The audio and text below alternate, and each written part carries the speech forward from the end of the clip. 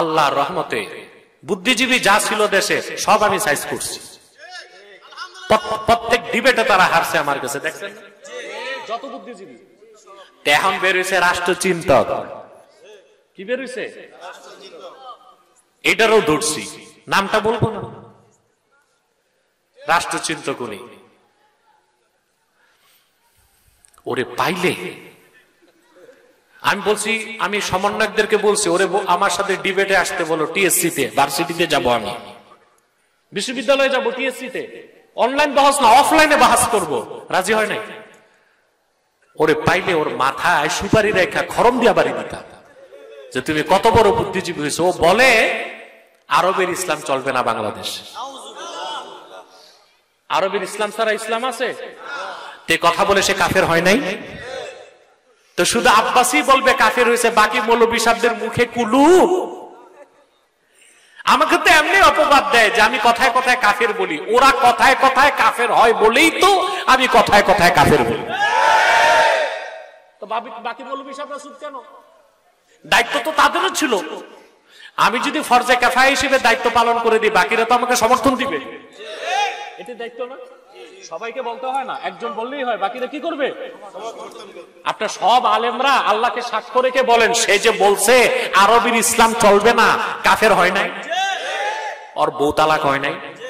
বউ তালাক দিবে কি? বিয়েই তো করে নাই, ফ্রি মিক্সিং। ওর বউ আবার মহিলা উপদেষ্টা, বিয়ে হয় নাই, লিভ টুগেদার, বাস আছে, বদমাশি করতেছে, বিয়ে শাদী। তোমরা জানো, আমিও জানি, নামটা বলার দরকারটা কি?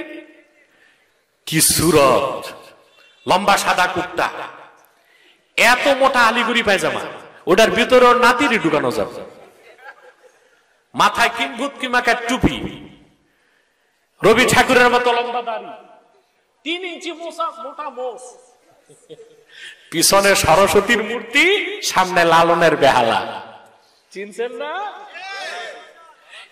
এটার নাম রাষ্ট্র, এ নাকি রাষ্ট্রচিন্তক। আমি বলছি বেটা, তোমার মতো মেয়াদ উত্তীর্ণ গাঁজাখোর বুদ্ধিজীবীর পরামর্শে আলেমরা দেশ বানাবে না। দেশ কেমনে তৈরি করতে হয় আলেমদেরকে আল্লাহর কোরআন শিখাই দিচ্ছে।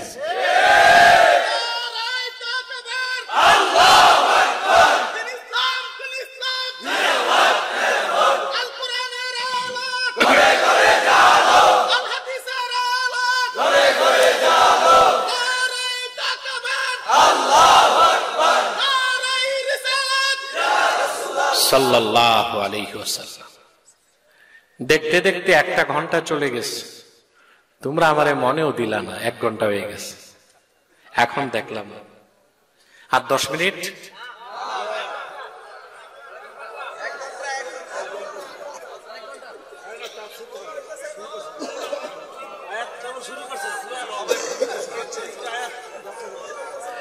শোনেন শোনেন, আচ্ছা হ্যাঁ বলতেছে, যাক তোমরা ঘুমাইলে কিন্তু আমি কথা বলতে পারবো না। ঘুমাচ্ছেন না তো কেউ? আমি তো দেখতে চাই কে কে ঘুমান, হাত উঠান। বাহ,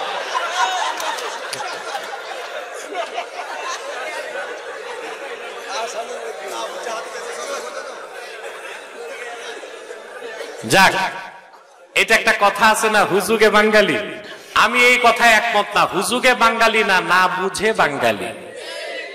আপনারা কি বলেন? হুজুগে বাঙালি না, না বুঝে বাঙালি।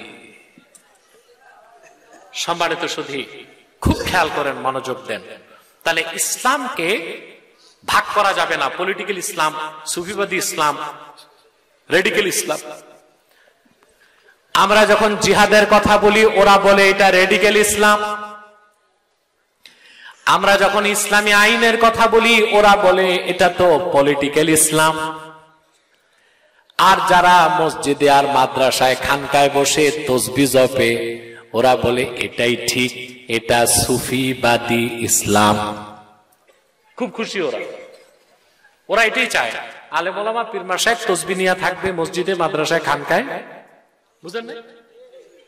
সময় সময় আপনারা যে টাঙ্গাইলের সমসম, মুক্তাগাছার, মন্ডা, কুমিল্লার রসমালাই খাওয়াই দিবেন, হাদিয়া তো পায়া দোয়া নিয়ে আসবেন, কিন্তু আইন আদালত, লেনদেন, ব্যবসা বাণিজ্য, ফৌজদারি, দেওয়ানি সংসদ, সেক্রেটারিয়েট, বিশ্ববিদ্যালয়, এগুলো ওনারাই দেখবে, ওনারা খুশি। হ্যাঁ ঠিক ঠিক ঠিক, সুফিবাদী ইসলাম, এটা ঠিক, এটাই উদ্দেশ্য। কিন্তু জিহাদের কথা বললে বলে এটা তো রেডিক্যাল ইসলাম। ইসলামী রাজনীতির কথা বললে বলে এটা পলিটিক্যাল ইসলাম। ইসলামকে ভাগ করা যায় না। ইসলামী রাজনীতি পূর্ণাঙ্গ ইসলাম নয়, কিন্তু পূর্ণাঙ্গ ইসলামের অংশ। কথা বলেন। জিহাদ ফি সাবিলিল্লাহ পূর্ণাঙ্গ ইসলাম নয়, কিন্তু পূর্ণাঙ্গ ইসলামের অংশ। তরিকাত, তাসাউফ, ইলমে মারিফাত পূর্ণাঙ্গ ইসলাম নয়, পূর্ণাঙ্গ ইসলামের অংশ। ঠিক না? তরিকাত, তাসাউফ, ইলমে মারিফাত এটা পূর্ণাঙ্গ ইসলাম নয়, পূর্ণাঙ্গ ইসলামের অংশ। জিহাদ ফি সাবিলিল্লাহ পূর্ণাঙ্গ ইসলাম নয়, পূর্ণাঙ্গ ইসলামের অংশ। ইসলামী রাজনীতি বিশ্বাস করা ফরজ। চারো মাযহাবের সমস্ত ইমাম একমত, বিশেষ করে আবু হানিফা রাহমাতুল্লাহ। আসিয়াসাতুল ইসলামিয়া জুজউল ইসলাম আল্লাযী লা ইয়াতাজাজ্জাউ। ইসলামী রাজনীতি ইসলামের অংশ। ইসলাম থেকে ইসলামী রাজনীতিকে আলাদা করা যায় না। তাহলে সুফিবাদী ইসলামের নামে রাজনীতি বাদ দেবার সুযোগ আছে? তবে সেই রাজনীতি ন্যাশনালিজম নয়, সেকুলারিজম নয়, সোশ্যালিজম নয়, কমিউনিজম নয়, ডেমোক্রেসি নয়, অ্যারিস্টোক্রেসি নয়, সেটা হচ্ছে খেলাফত আলা মিনহাজিন নবুওয়া, খেলাফতের রাজনীতি। ঠিক না? সেটা ইসলামের অংশ, ইসলাম থেকে বাদ দেবার কোন সুযোগ নাই। এখন আমরা ইসলামী শরিয়া আইনের কথা বলবো, নাস্তিকরা ছ্যাঁ ছ্যাঁ শুরু করে দেয়, বলে এটা তো পলিটিক্যাল ইসলাম। তো বেটা, পলিটিক্স তো ইসলামে আছে। কথা বলেন। জিহাদ ফি সাবিলিল্লাহর কথা বললে বলে এটা রেডিক্যাল ইসলাম। বেটা, ইসলামে তো জিহাদ আছে। তরিকত, তাসাউফের কথা বললে বলে এটা সুফিবাদ ইসলাম। হ্যাঁ, ইসলামে তরিকত, তাসাউফও আছে। সুবহানাল্লাহ। আমার সাথে 2021 সালে একটা ডিবেট দেখছিলেন শাহরিয়ার কবিরের সাথে। না, কথাটা ভুল বলছি, শাহরিয়ার কবিরের সাথে আমি না, আমার সাথেও। আমার সাথে কথা বুঝতেছেন? ডিবেটে কি হারছে দেখছেন? আলহামদুলিল্লাহ। তা আমাকে ডিবেটের এক পর্যায়ে সে বলে তরবারির জোরে ইসলাম আসে নাই। আমি বলেছি হ্যাঁ, তরবারির জোরে ইসলাম আসে নাই, তবে ইসলাম প্রতিষ্ঠায় তরবারি লেগেছে। সুবহানাল্লাহ। আমাদের ইতিহাস শোনায় যে সুফি দরবেশরা ইসলামের দাওয়াত দিয়েছেন নীরবে নিবৃতে। এই কথা বলে তারা আমাদেরকে ভুল ও মিথ্যা ইতিহাস শোনায়। ইসলামের ইতিহাস দেখুন, প্রত্যেক সুফি সাধক, আল্লাহর ওলি যারাই এসেছেন বাংলায়, দাওয়াতের সাথে জিহাদকে তারা বাদ দেন নাই, ইসলামী রাজনীতিকেও তারা বাদ দেন নাই। হযরত শাহজালাল রহমতুল্লাহর মাজার শরীফ জিয়ারত করছেন? যাবেন। আপনারা একটা ফালতু কাজ করেন, মাজার জিয়ারত করে গজার মাস দেখতে যান না, এটা কাজের কাজ কিচ্ছু না, জাদুঘরে যাবেন। ওখানে যে দেখবেন হযরত শাহজালালের তরবারিটা এখনো আছে। নাই? শাহজালাল ইয়ামানি মুজাররাদি রাহমাতুল্লাহ যখন ইসলামের দাওয়াত নিয়ে ইয়ামান থেকে বাংলাদেশে আসলেন, তার বগলে ছিল জায়নামাজ, বুকে ছিল কোরআন, এক হাতে ছিল তাসবিহ আর এক হাতে ছিল তরবারি। জায়নামাজের সুরমা নদী পার হয়েছেন, মানুষকে কোরআনের দাওয়াত দিয়েছেন, আর অত্যাচারী গৌর গোবিন্দের বিষ দাঁতকে তরবারি দিয়ে ভেঙে দিয়েছে।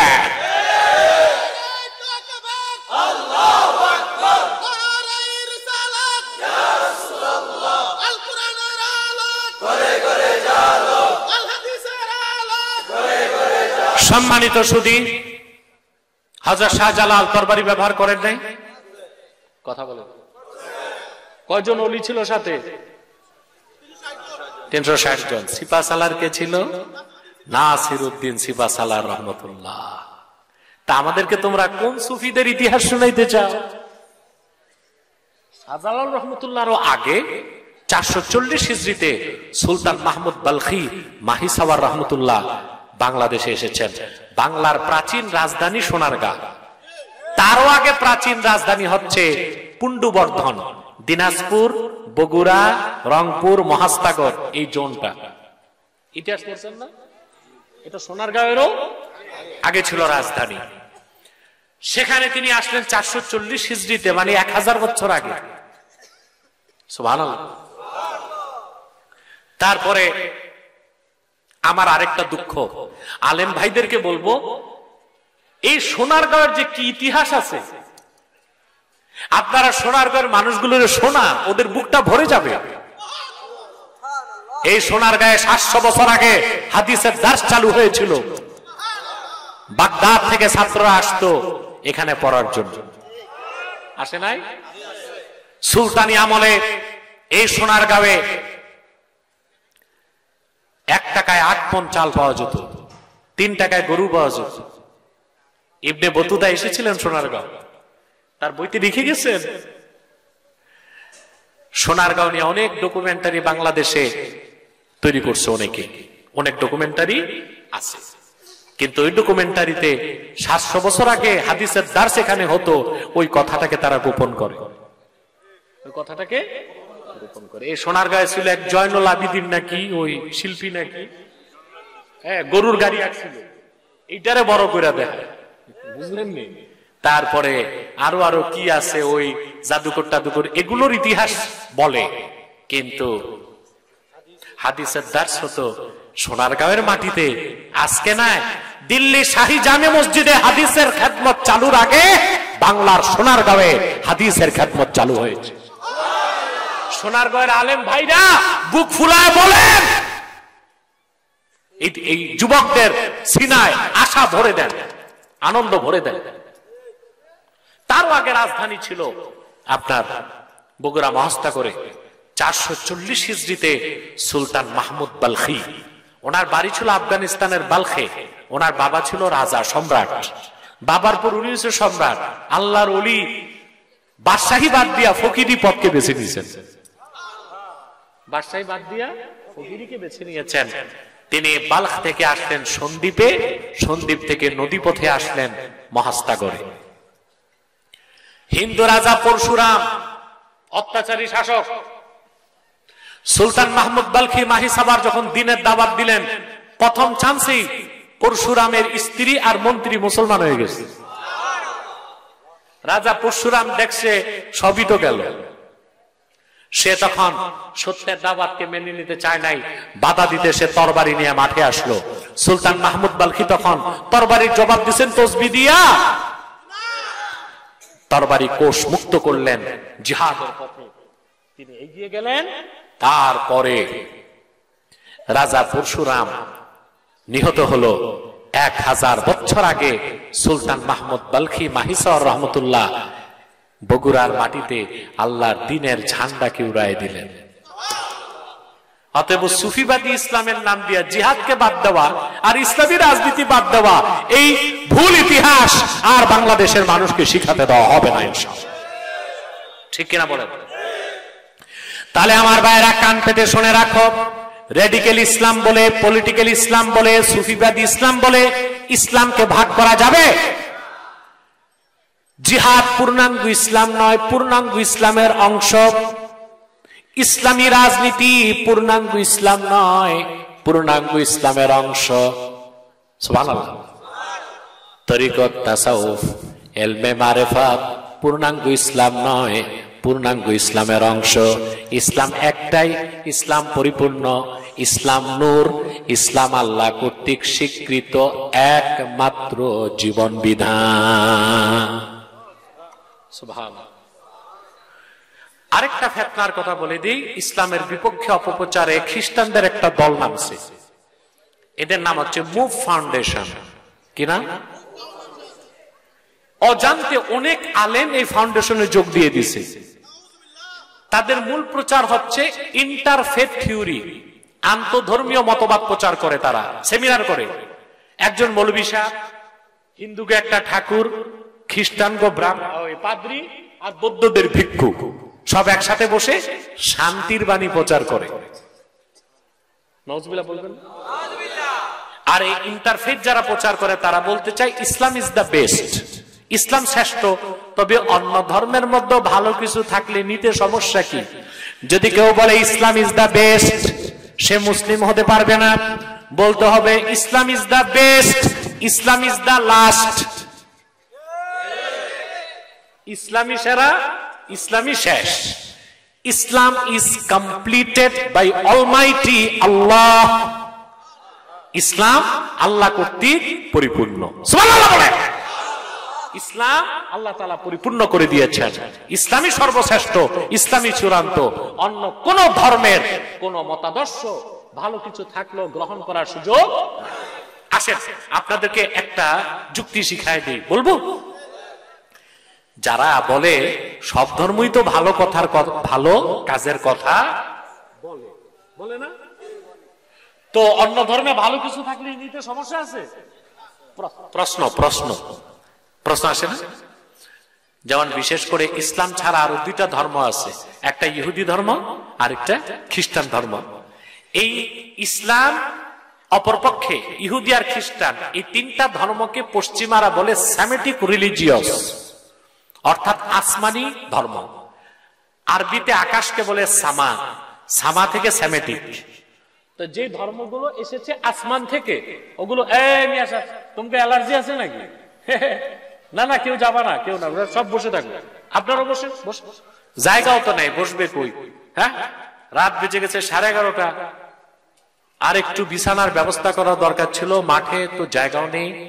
আপনারা যারা দাঁড়িয়ে আছেন আল্লাহর রাস্তায় বসে যান না, চেষ্টা করুন বসার। আর জায়গা না পেলে দাঁড়াই থাকুন, সমস্যা নাই। অনেকে জিন্সের প্যান্ট লাগায় আসছে, বসতে বললো বসতে পারবে না। যদি বলে বসো, বসলেই চিচেন থাক, সমস্যা হয়ে যাবে। এর চেয়ে ভালো দাঁড়াই থাক, ঠিক কিনা? কারণ মানুষকে তো বিপদে ঠেলে দেওয়াও ঠিক না। এখন বলতে পারে ইসলাম ছাড়া অন্য ধর্মের মধ্যে যদি ভালো কিছু থাকে নিতে সমস্যা আছে? যেমন তারা বলে কোন প্রশ্ন থাকলে সভাপতির কাছে আর এখানে, যদি তারা মনে করে উত্তর দরকার আমি দিয়ে দিই, বুঝতে পারছো? সভাপতির কাছে যাবে, দায়িত্বশীল যারা ওদের হাতে দিবে প্রশ্ন। কথা বুঝতেছেন ভাই?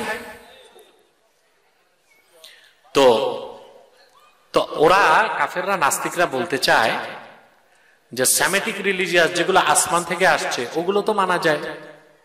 নাউজুবিল্লাহ বলবেন। যেমন ওরা বলে ইহুদি ধর্ম তো মুসা নবীর মাধ্যমে আসছিল, তো মুসা তো পয়গম্বর ছিল। ইহুদি ধর্ম, খ্রিস্টান ধর্ম তো ঈসা রুহুল্লাহর মাধ্যমে এসেছে, তো ঈসাও তো পয়গম্বর ছিল, তো মানতে সমস্যা আছে? প্রশ্ন আসে না? জি, মানতে সমস্যা আছে। ঔষধ যত দামি হোক, মেয়াদ উত্তীর্ণ ডেট ফেল ঔষধ খেলে রোগী ভালো হবে না, তাড়াতাড়ি মারা যাবে। ওষুধ তো দামি, মেয়াদ নাই, মেয়াদ উত্তীর্ণ ডেট ফেল ঔষধ যদি ফার্মেসি বেচে আর ভোক্তা অধিকার এসে পায়, অ্যারেস্ট করবে না? সবচেয়ে কঠিন দামি ঔষধ হচ্ছে ক্যান্সারের ঔষধ, কেমোথেরাপি। এক বোতলের দাম 1,20,000 টাকা, original German made, France, America, 1,20,000 টাকা এক শিশি, বুঝলেন? তা আজকে ডিসেম্বরের কয় তারিখ? আজকে রাত পর্যন্ত তারিখ আছে, 1,20,000 টাকা দাম। 3 ডিসেম্বর ওটার দাম কত? 1 টাকা 20 পয়সা কেউ কিনবে? ওষুধ তো দামি, মেয়াদ। মুসা নবীর মাধ্যমে আল্লাহ যে শরীয়ত পাঠিয়েছিলেন, ঈসার মাধ্যমে সেই শরীয়ত রিজেক্ট হয়ে গেছে। ঈসা নবীর মাধ্যমে আল্লাহ যে শরীয়ত পাঠিয়েছিলেন 1,500 বছর আগে মুহাম্মদ সাল্লাল্লাহু আলাইহি সাল্লামকে প্রেরণ করে দিন ইসলামকে পরিপূর্ণ করে ঈসার শরীয়তকে আল্লাহ রিজেক্ট করে দিয়েছেন। এখন যত ধর্ম ছিল সব রিজেক্ট হয়ে গেছে।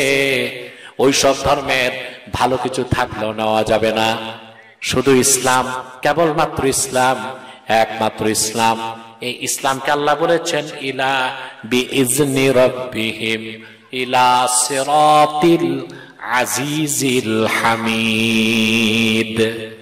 এই ইসলাম হচ্ছে আল্লাহর পথ, সুবহানাল্লাহ, আজিজুল হামিদের পথ, সুবহানাল্লাহ। আমাদের দেশে সাধারণ জনগণ একটা কথা বলে, এই হুজুর কয় এইটা, ওই হুজুর কয় ওইটা, যাবো কোন পথে? বেটা পথ তো ইসলাম দেখাই দিছে।